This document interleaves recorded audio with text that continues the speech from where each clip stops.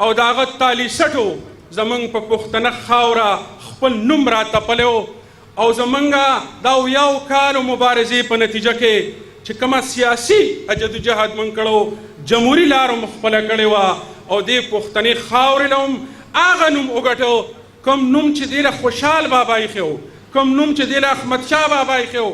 خوشحال بابا به وي چې نوره ټوله پښتونخوا په ځای مې شته. خلک وایي عوامي نېشنل پارټۍ په دې خاوره دا نوم ول عوامي نېشنل پارټۍ ایښی دا تاریخي نوم دی د دې خاورې په کار دی چې تاریخ درست شي. خوشحال بابا به وي چې نوره ټوله پښتونخوا په ځای مې شته.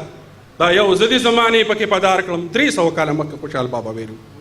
احمدشاه بابا وي د ډیلي تخت هیره هم چې را په یاد کړم د دې خپلې پښتونخوا د غره سرونه.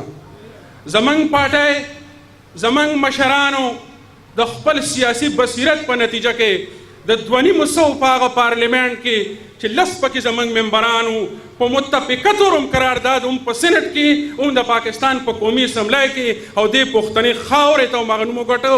نن د متحده عرب اماراتو پښتنو د عوامي نېشنل پارټۍ په رهنمایۍ کې دغه جشن مانځي چې د خپلې خاورې له هم دا نوم ګټلی دی.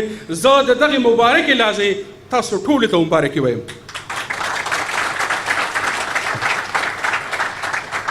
او ما ته هغه یو 2 شعر رایاد شو چې ما ټول عمر ما ټوله ورځ د بلو کم منله د لاله،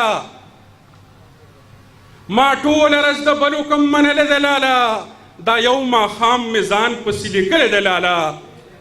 او یو کس دی په روړي زما د ذاته بدرنګی، یو کس دی په روړي زما د ذاته بدرنګی، یو کس دی مهربان دی بلا ښکلی د لاله.